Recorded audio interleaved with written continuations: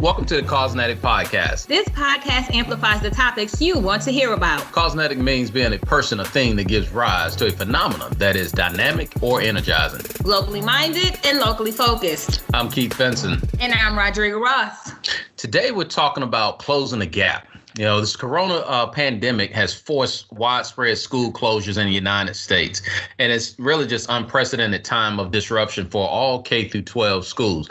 At the time of this podcast, over 15 states and 2 U.S. territories have recommended the school closures for the remainder of the year. So what is going to be this dynamic impact that is going to be taking place, not only just for today, but also for years to come?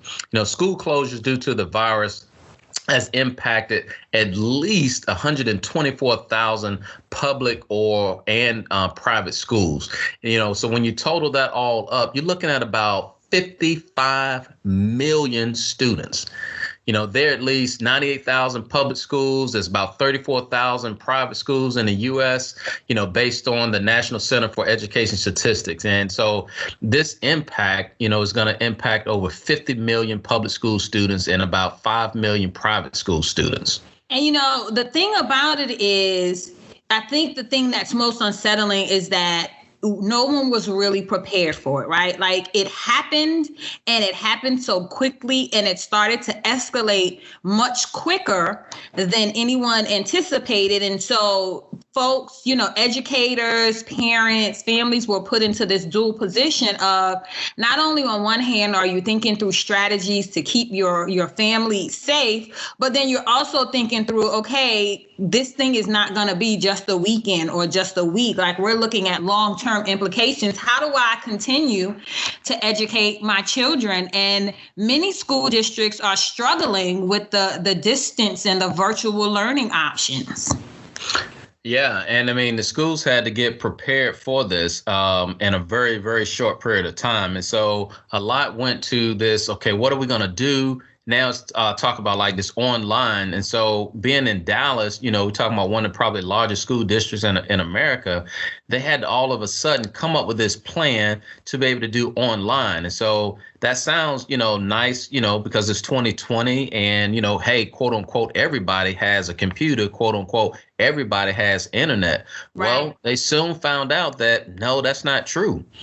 And, CNN did this article talking about this whole idea of homeschooling or virtual schooling. And one of the things that they amplified is that homeschooling is not regular schooling. And for as much as parents are attempting to recreate those environments, children are struggling with that because they know it's not school and the schedules are different and the lessons are different. And it's not, your favorite teacher. It's mom, and you're used to having a certain dynamic with mom or dad or whoever the caregiver is. And so now you see lots of alternative learning opportunities being offered to parents, things that they can teach their children during this time to keep them learning, to keep them stimulated that may not necessarily be the same types of things that they would have gotten in the classroom setting. And so when we talk about closing the gap, there's this part of the haves and the have-nots. And right. So great that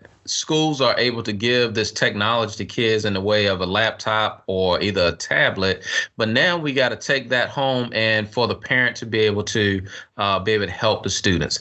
Now, I've been talking to folks who are probably in the, I would say, the middle income, upper middle income area of living. And they are struggling with, their kids. And so then when we get to parents who maybe not as hands-on with their kids when it comes to the homework all the time, what is that like?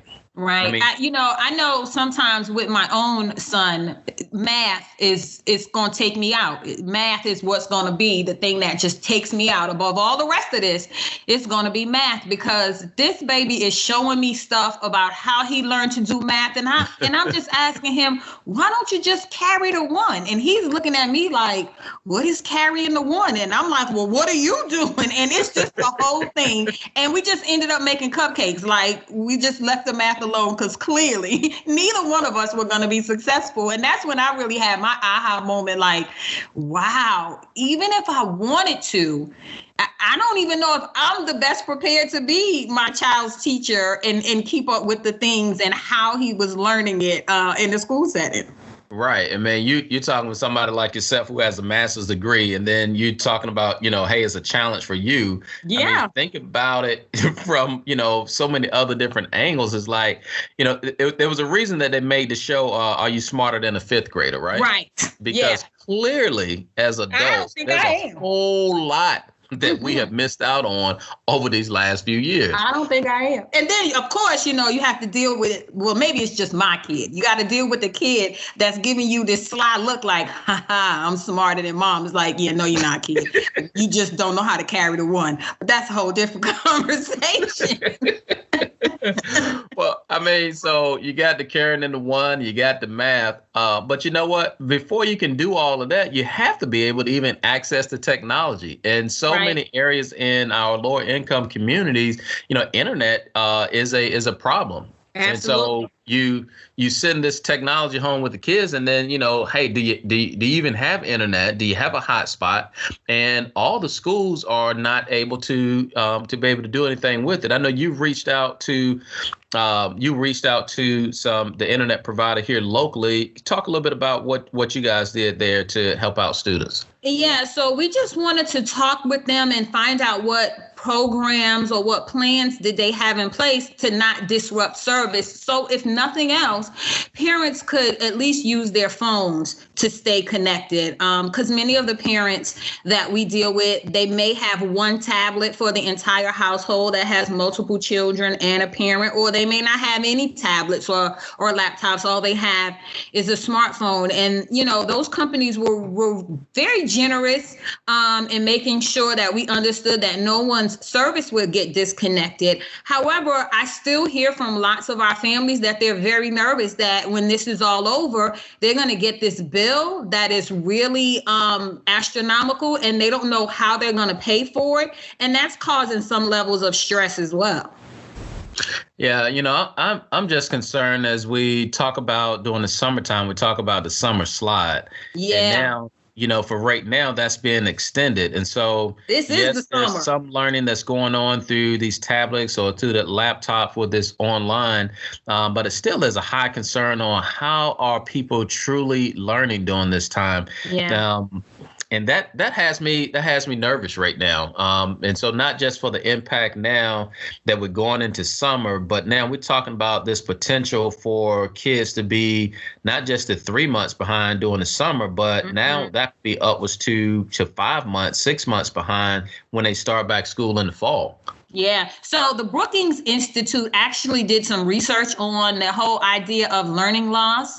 And they came up with, between the years of 2008 and 2012, they studied over 500,000 students from the second grade through the ninth grade. And they found out that kids on average lose about 25 to 30% of their school year learning over the summer. And additionally, Black and Latino kids lose more than that. And so when you add this summer learning loss, because I'm hearing that at least locally, many of the school districts are not thinking to come back in the summer and pick up where they left off. They'll still, have a summer break and may offer some other, ideas or things to help families. But when you think about that 25 to 30% of what students may lose over the summer, and then you add it to this extended break that the COVID-19 crisis is causing, that's a lot of loss for students. And imagine those in your upper grades who are trying to graduate, who are trying to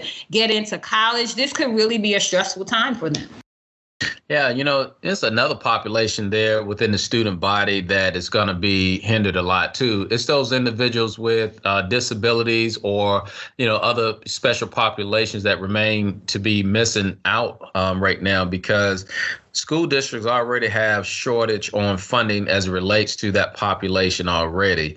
And now you got this situation where, again, the parent has to step in here to be able to provide that education to help these young people move along. That's going to be challenging in itself, and again, that's Man, my heart just goes out to parents right now, to teachers out there, teachers who are wanting to be with their students. Seen a lot of creative things that teachers are doing to try to help close the gap. I've heard of school districts kind of having this mini parade of the teacher through the communities. And then I hear about students posting up signs for the teachers as they ride past their house. Yeah. Practicing that social distance to be able to give them homework, and even also just to say hi. It's very interesting to see how people are trying to come together to make sure that our students get the education that they need during this time.